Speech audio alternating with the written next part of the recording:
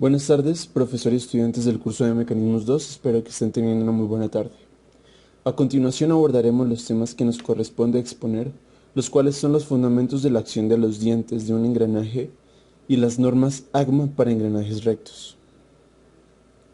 Normas AGMA para engranajes rectos intercambiables. ¿Qué son las normas AGMA?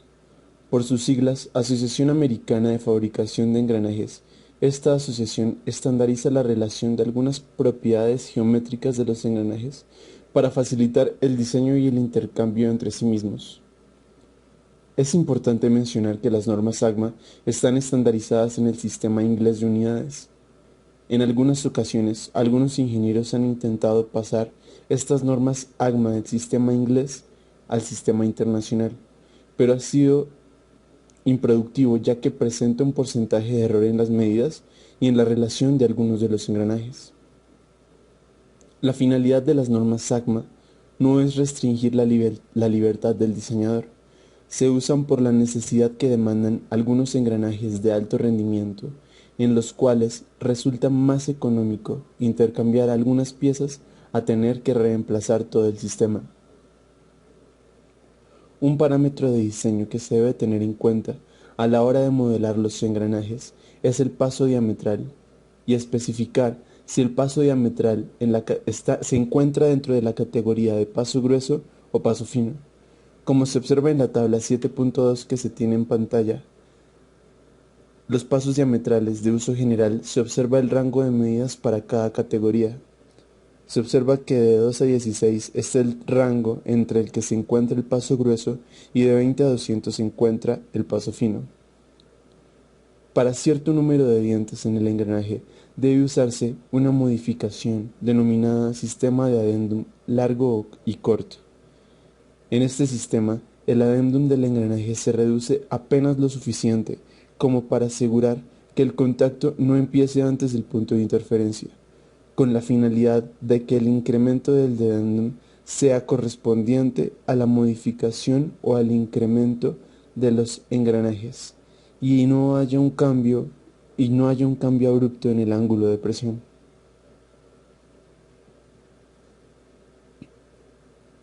Como se puede observar en la tabla 7.1, sistemas de dientes, normas AGMA y ANSI para engranajes rectos, se observan las características del ángulo de presión, el adendum, el dedendum, la altura de trabajo, altura compleja, espesor circular del diente, radio de chaflán de la cremallera, holgura básica, número de dientes del piñón, número de dientes por par, anchura mínima en el borde superior, y se observa la relación que existe según sea el paso grueso o el paso fino.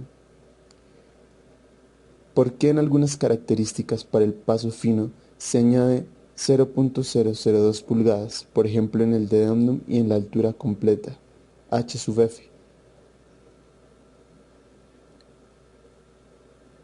Esta es una medida de tolerancia, ya que como sabemos, la maquinaria está expuesta al polvo o a algún otro residuo del entorno.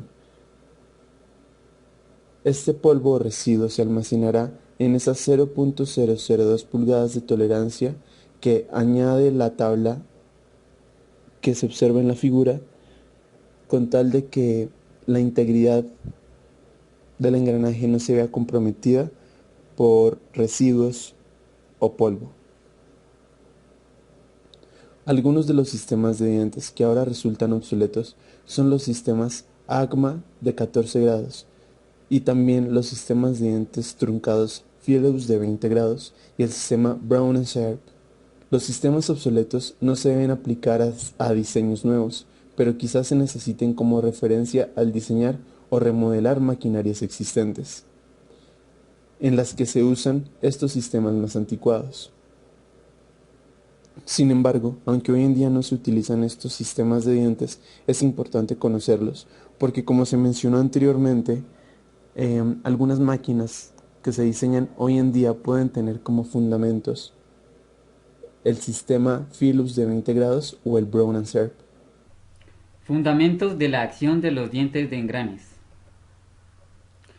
Para ilustrar los principales fundamentos en la acción de los dientes acoplados de los engranes rectos, como lo son la terminología, la ley fundamental del engrane y la curva involuta, se procederá paso a paso por el trazado real de un par de engranes rectos. El propósito de un trazado de dientes de engranes no es utilizarlo en el taller, sino solo para el análisis. Para producir grandes cantidades de engranes, lo único que el taller requiere son los dibujos de los discos en blanco junto con una especificación, no un dibujo, de la forma y tamaño del diente. Las características seleccionadas para el par de engranes que se trazarán son un piñón de 2 pulgadas de diámetro y un paso diametral de 10 para impulsar un engrane de 50 dientes. La forma del diente seleccionada es la de 20 grados de altura completa. A continuación se describen los diversos pasos siguiendo el orden correcto para el trazado del par de engranes. Paso 1. Calcular los diámetros de paso y trazar los círculos de paso tangentes uno al otro. A través de esta ecuación que relaciona el número de dientes con el paso diametral, podemos calcular el diámetro de paso para el engrane. En este caso daría un diámetro de 5 pulgadas. Ya teniendo calculados los diámetros de paso de 2 pulgadas para el piñón y 5 pulgadas para el engrane, procedemos a dibujarlos de tal manera que queden tangenciales el uno del otro. Vamos a especificar el punto de contacto de los diámetros de paso con el punto P, conocido como punto de paso, y trazaremos una línea que une los centros, conocida como línea de centros. Paso 2. Trazar una recta perpendicular a la línea de los centros que pase por el punto de paso. A continuación se traza una línea de presión a un ángulo igual al de presión en relación con la perpendicular.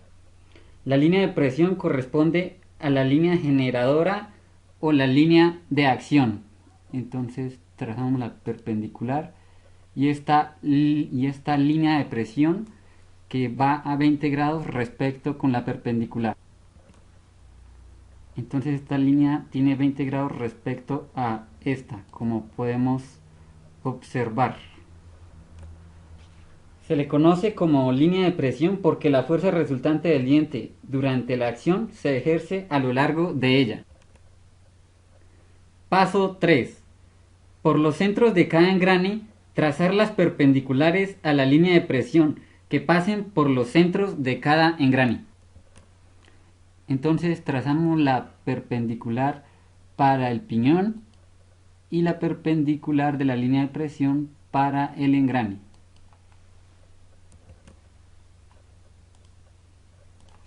Estas distancias radiales de los centros a la línea de presión son los radios de los dos círculos de base. La curva involuta se origina en estos círculos de base. Entonces procedemos a trazar estos círculos de base para el piñón, que va a ser este radio, y para el engrane, que será con este radio. Paso 4. Generar una curva involuta en cada círculo base. Para esto trazamos líneas radiales distanciadas el mismo ángulo. Entonces empezamos a trazar las líneas radiales, tanto para el engrane como para el piñón. Después de esto trazamos las líneas perpendiculares a las líneas radiales que sean tangentes a los círculos de base.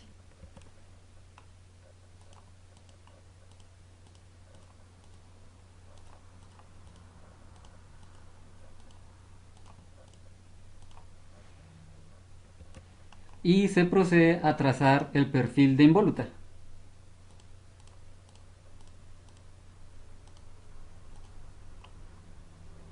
Lo mismo para el piñón.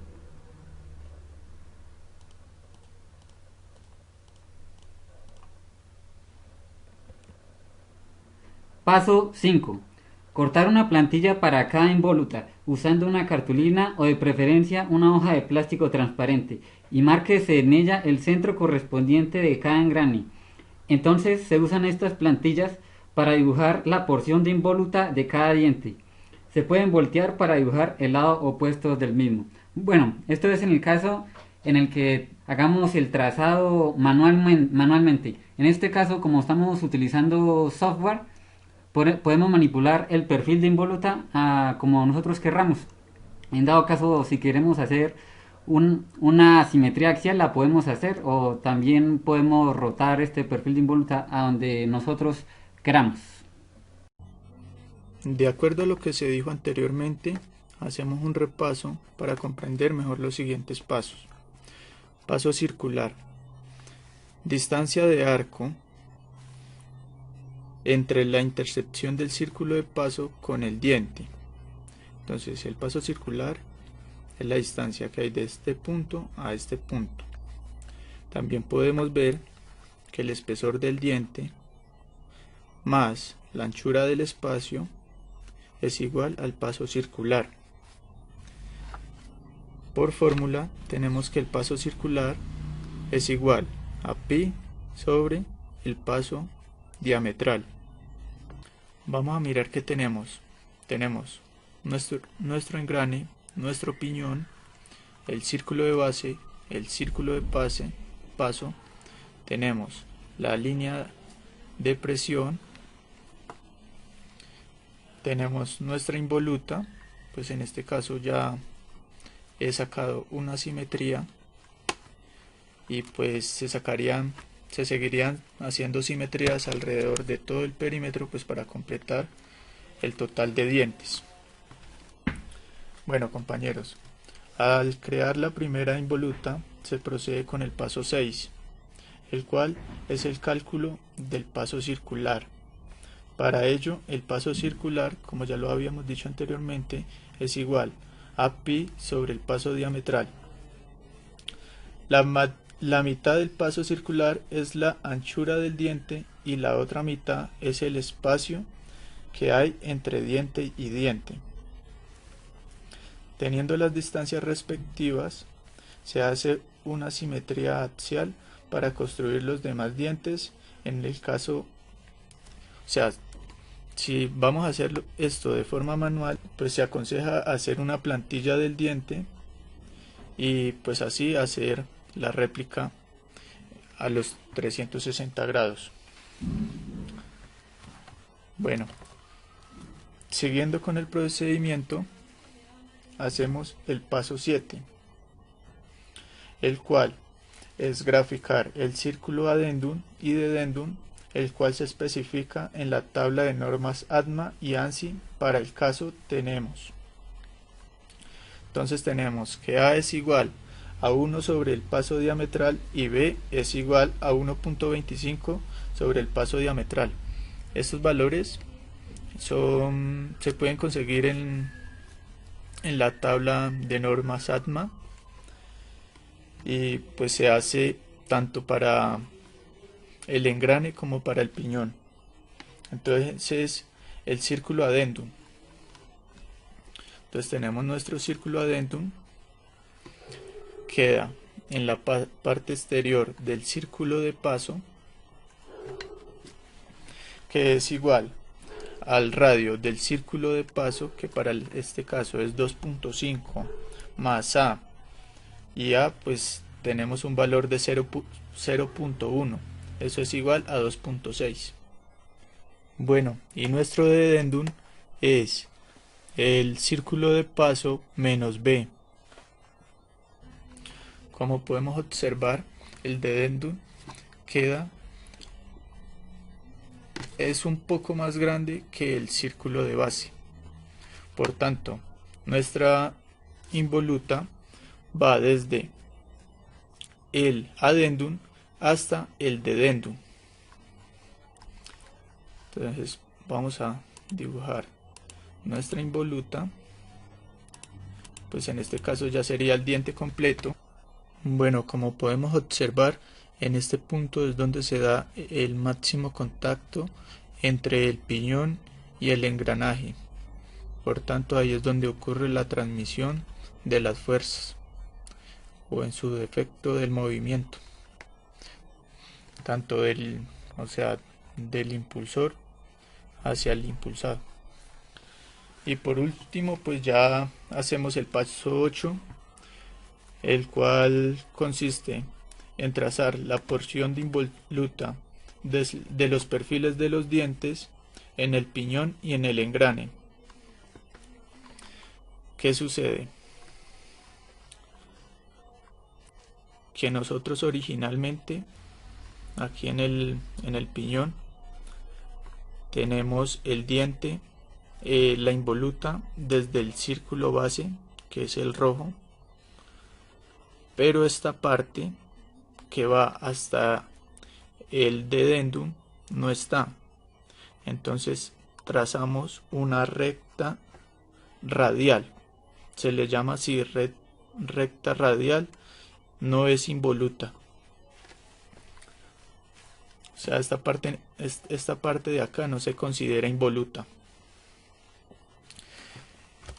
Y pues por último ya hacemos un chaflán entre los círculos de holgura y el dedendum. Entonces acá en esta parte pues ya haríamos nuestro chaflán, ya haríamos nuestros terminados, y así ya tendríamos la construcción total de nuestro piñón engrane. Y recordando, el propósito de un trazado de dientes de engranes no es utilizarlo en el taller, sino solo para el análisis.